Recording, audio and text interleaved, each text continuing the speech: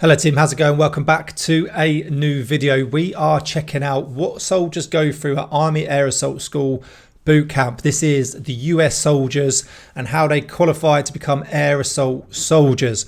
Coming from 16th Air Assault Brigade, back in my time in the British Army, I thought it'd be quite interesting to have a look at, have a bit of a review and see what they go through. Hopefully you enjoy this as much as I most probably will.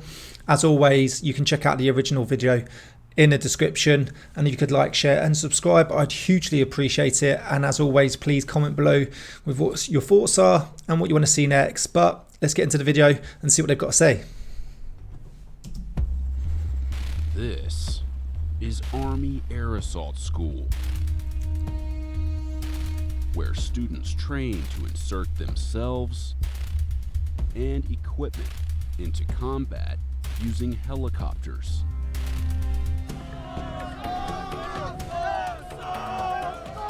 As we start looking towards the future fight, large nation states like in North Korea, where you need to be able to go behind enemy lines, deliver formations of air assault soldiers who could seize objectives, destroy enemy formations. That's the concept.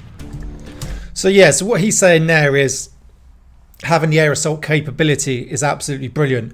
The British Army used to have airborne brigades as obviously a quick way of getting troops into combat, okay?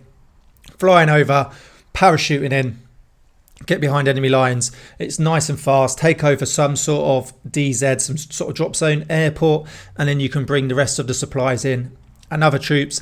That sort of evolved from just being airborne to sort of air assault. So 16th Air Assault Brigade isn't just full of airborne soldiers, same as 101st. You've now got air assault soldiers. So guys, as you can see there, fast roping in. And then it's also bringing in vehicles, kit and equipment. It's obviously the fastest way, instead of obviously going by ship or having to drive all through the countries getting in. You can bring them in, take over the area, secure it, and in that way you can bring in more ground troops and more vehicles. All air assault qualified soldiers have to graduate from a program known as the Army's 10 toughest days. 10 toughest days. It's physically demanding, and also it's very mentally demanding. A lot of attention to detail. Some of the hardest things they've done in their lives in these 10 short days. So in the British Army, they don't actually have that. Sorry to pause it again. So you have the guys that are para-trained in 16th Air Assault. They go off either through the Parachute Regiment Depot, which is most probably the hardest training you can go through in the British Army. 6 months of pure hell. And then they do P Company within that, which then allows them to go and do their wings. Any sort of all arms, sort of like attachment units, 7, 16 MedReg 216, 13 RRC, etc. Go to the unit, do pre-para, and then go and do all arms pre-parachute selection and do their P Company, and then go off and do their wings. And that enables them to insert through sort of parachute method, airborne method. You also have guys that go off and do different types of courses. So you might have winged up guys and sometimes not winged up guys like Royal Irish, etc., who are going to do fast roping. The 7 guys do a bit of rigging, so they can rig up the guns. You might have a few para-reg guys who can rig up vehicles. So it's slightly separate. They don't actually have an air assault school. You do P Companies become airborne. And then the rigging and the fast roping is sort of separate courses that you do throughout your career. I definitely think it lives up to the 10 toughest days. There's definitely nights where I was very nervous. And what is good that, reason Barry? to be nervous. Oh, God. Insiders spent 4 days inside Air Assault School, Air assault! Air assault! where we observe students at various stages of training. Air assault! The first phase is an academic phase where the students learn the basics of aircraft capabilities and air assault planning. The second phase, the sling load phase, which is how you move equipment around the battlefield under a helicopter. And the final phase is the repelling phase. Training happens here at the Sabalowski Air Assault School, inside the Fort Campbell Army installation that straddles the Tennessee-Kentucky border. It's home to the 101st Airborne Division, nicknamed the Screaming Eagles.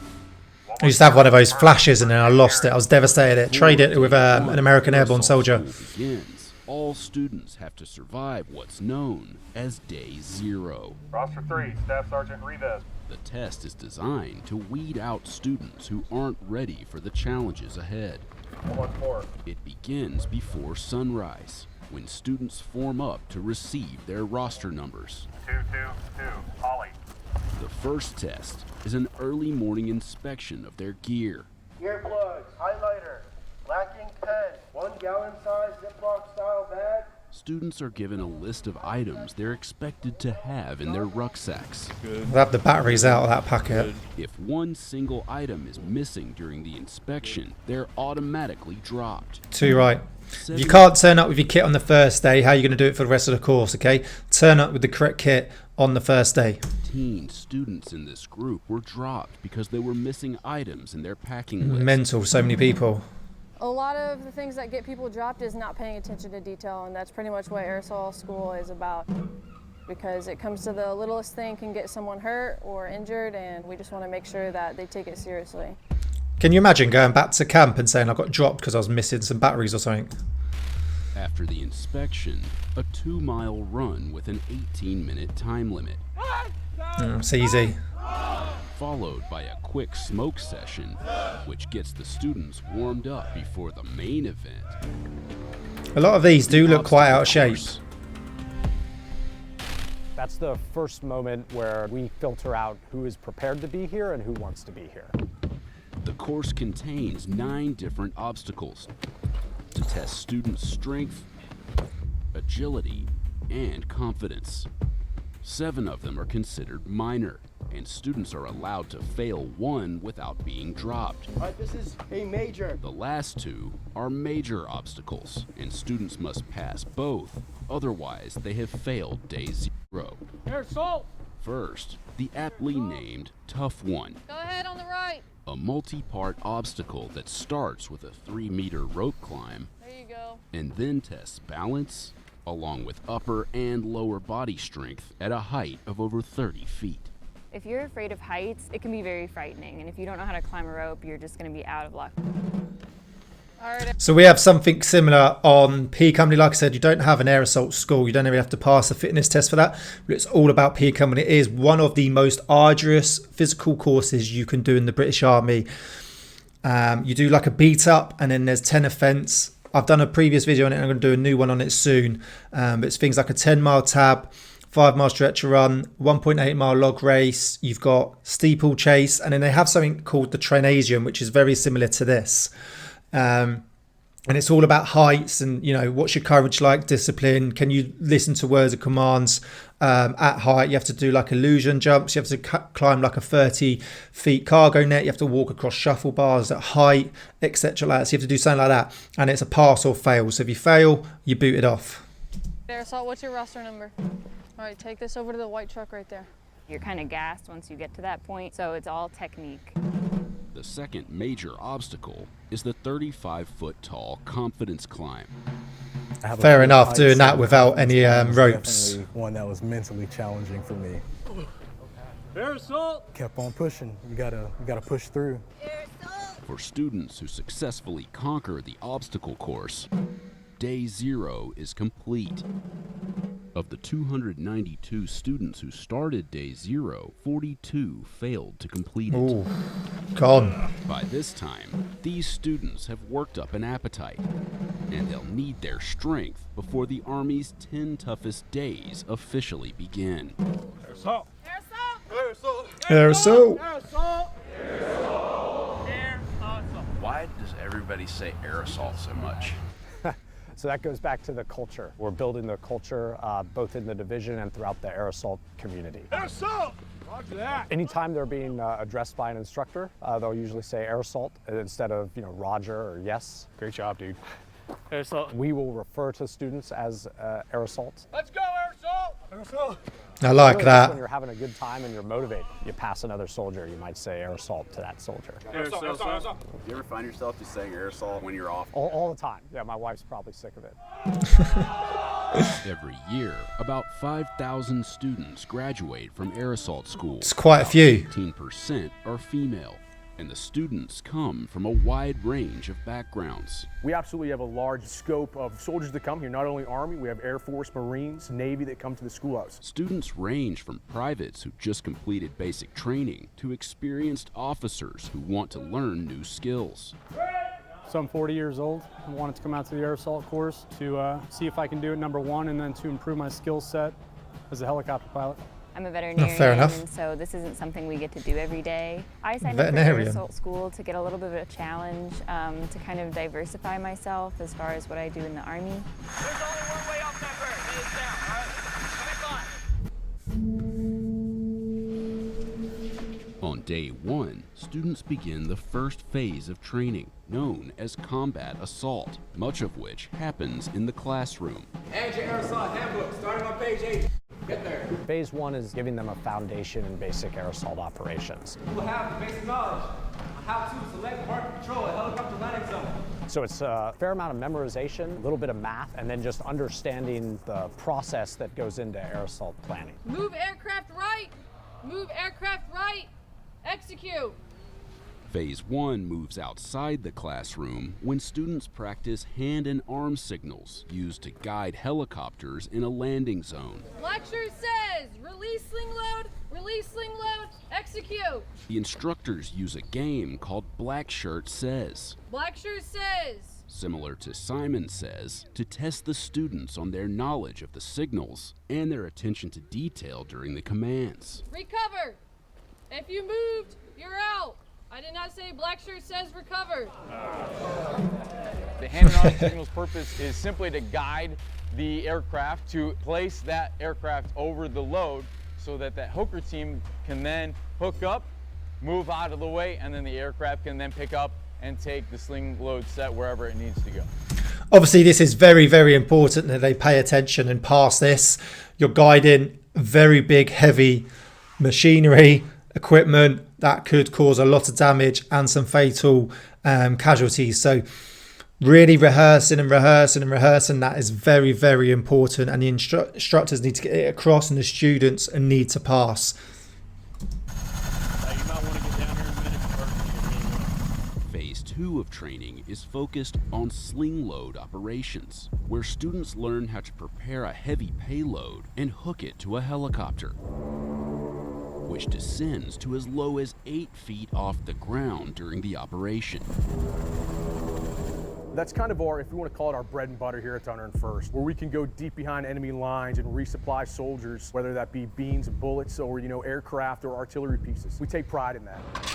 Students learn the rigorous process of preparing and inspecting 6 different loads. Here in phase two, they'll learn how to rig whatever equipment that they're going to send, inspect that, and they'll sign off on an inspection form, which the pilots need for their sling load operation. Now you're going to check your hood latch. Sling load operations was challenging. That's definitely the most mentally demanding hands-on part of the course. So when you lift this up, you lift it up as such. We learn it rapidly and we're tested on it rapidly, but luckily the instructors here give us so much time to practice. So we have one deficiency already, right? We have a wide range, up to about 24 deficiencies that we could use on a given load. The arrow go towards the aircraft. So would this be a deficiency? We'll show them clean loads so they understand how the whole process looks. Then we give them dirty loads. Dirty loads have all the deficiencies. Then you ensure that your chains aren't twisted, all right, and they're wrapped one time and one time only. So what do we have right here? Deficiency, okay, because it's wrapped more than once. So then they can work through and say, oh, okay, I see how this is different, or this looks weird, this is the wrong type of whatever. That way they have full confidence come test day that they'll pass the hands-on portion. Everybody good? Any questions? All right, good luck. Don't suck. Begin. Once again, that's very important, okay? Rigging up equipment correctly. So 1, the kit and equipment doesn't get damaged, and 2, it doesn't get lost. It doesn't just fall off midair. 1, you lose that kit and equipment, possibly to the enemy, and 2, you don't injure or hurt any sort of civilians underneath. So this is a very, very important phase. Yep, you need to be physically fit, but this is seriously important, learning hand signals and rigging up kit. Students have to pass a 50-question written test with a minimum score of 70%. You have 2 minutes to identify 3 out of 4 deficiencies on the Humvee. Remember, you only have 5 responses. They inspect the rigging of 6 different payloads and have to identify 3 different deficiencies on each. Efficiency, first responder. The students are timed during each inspection. Stop! If they fail to identify the deficiencies, they're classified as a no-go Now you're no-go on the hoodie. and are given a second chance to get it right. If they fail twice, students have to start their training all over and repeat day 0. That's fair enough. You've got to get this correct. Because there are so many finite details. But when they fail, they'll get a retest and a retrain so that they have a second chance in order to get through it again. 2 minutes isn't long, but you've got to be quick with this. Inspection, then perform a sling load operation with a live aircraft. This group's objective: to attach the A-22 cargo bag to a hook on the bottom of a CH-47 helicopter. Chinook.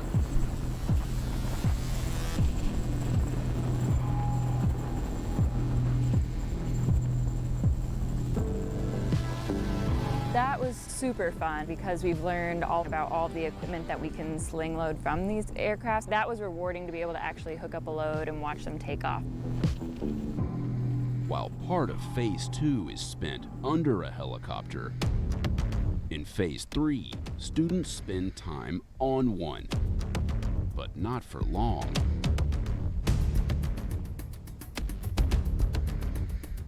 The last phase is focused on repelling. Students first master their safety equipment. They all are taught how to tie a hip rappel seat or a Swiss rappel seat. They're tested on it and they have to do it in 90 seconds. Within Phase 3 are 3 separate stages: rappelling from a 14-foot ramp, a 34-foot tower, and finally 60 feet down from a live aircraft. Phone. We go to the ramp. Good luck, unlock, and lower yourself. They do a falling procedure just to get them comfortable with going down. It's really more of making them know that their equipment will hold them. After that, students move to the 34-foot tower, where they practice rappelling on the open and wall sides.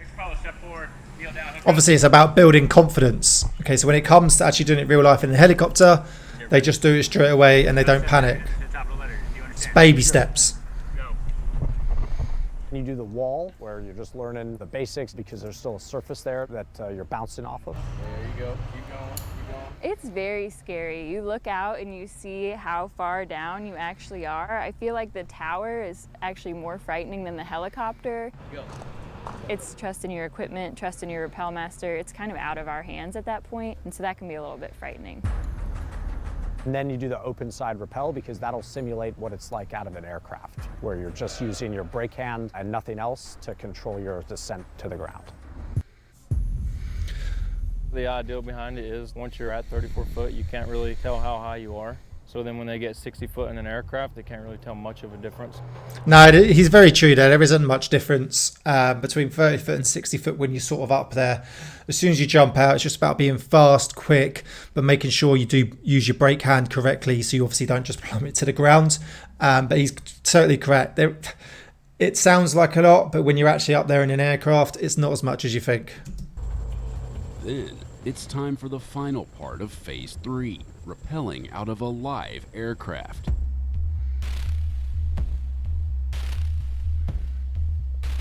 A steady rain didn't hinder students from boarding the CH-47. Once airborne, it hovers in place at an altitude of 60 feet. In a CH-47, we can fit 30 students in at a time. They're all hooked to a monkey tail or a daisy chain, if you will. It hooks them into the aircraft, so if the aircraft were to go down, we have a secondary safety device inside the aircraft that they're hooked to, so nobody falls out of the bird. The rappel master that's hooking them up will call them forward, make sure that that student is hooked up correctly. Once that rappel master makes eye contact with that student, then they stand up and he'll push them to the edge of the aircraft and then he'll send him.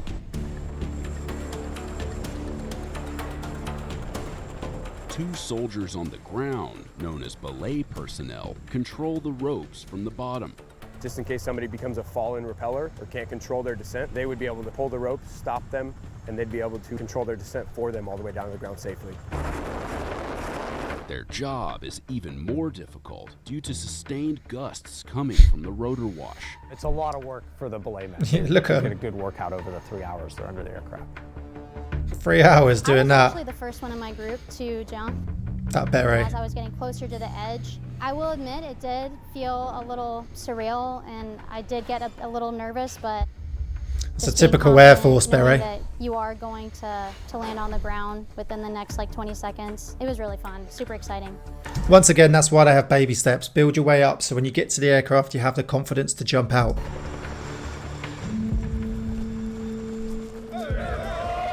Turn your red lens on. Before dawn on graduation day, students faced the culminating event of Air Assault School, a 12-mile ruck march that each student must complete in less than 3 hours while wearing about 40 pounds of combat gear. 3, 2, 1. The 12-mile ruck is more of a mental game, I would say. Just being able to push yourself through all 12 miles. Let's go, Air Assault! So I'm struggling to see how this is the hardest 10 days in the army. I think what they're doing is very tough, and I think it's brilliant that they have this because you need the soldiers. But at the beginning, day 0, 2-mile run in boots, no other kit, in 18 minutes, 9-minute miles, pretty easy, pretty simple. The British Army P Company 2-mile is in 18 minutes, but that's carrying 36 pound plus water plus weapon in boots, in smock, which is a jacket, and with helmet on. They just do 2 miles in clean fatigue, just boots. They also do 12 miles in 3 hours carrying 40 pound plus weapon, plus water most probably. You know, the standard used to be 8 miles an hour, 50. P Company was 10 miles in an hour, 50 carrying 36 pound plus water plus food, plus water plus weapon. So yeah, 12 miles, 3 hours, to me, I wouldn't say is tough. Even a 2-miler, and it doesn't seem to be much more physical or sleep deprivation throughout the course. It's hard, but it's nice to have your other teammates around you kind of encouraging you as you're doing it. Hey, great job, guys. Air Assault. Great job. Sometimes that's all it takes. One guy or gal to really put themselves out there and let them know that you care. Great work, man. Good job. You genuinely do care and that you're proud of them, right? And that really sparks that motivation and get that soldier to go that last mile, that last 6 feet in some cases. You motivated? Another 10 more, let's go. Another 10? We can make that happen. No, not playing. Okay. Everybody wants to be a gangster, so it's time to do gangster shit, right? Yeah.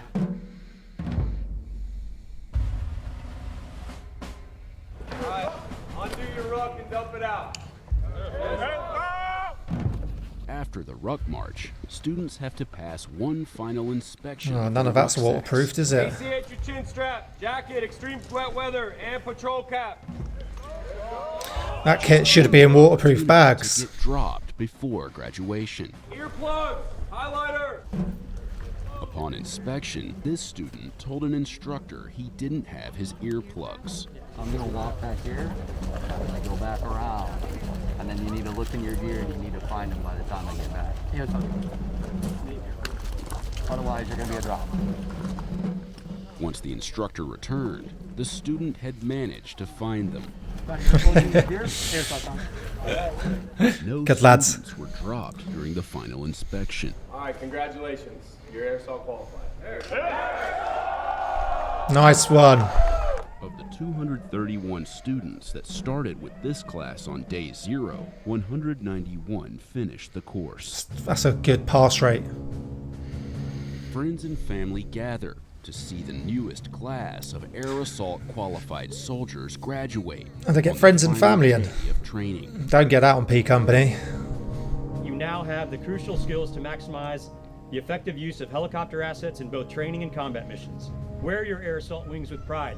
Your peers, without them, will be envious of your accomplishments. It's almost a transformation of sorts, right? You have a soldier that's timid at times and not sure if they really want to be here. You fast forward 10 days and you have a soldier that's chest is a little bit further out, stand a little bit taller, and they're absolutely proud to earn that Air Assault badge. First to fight for the right and to build the nation's might, and the army is holding the home. Proud of all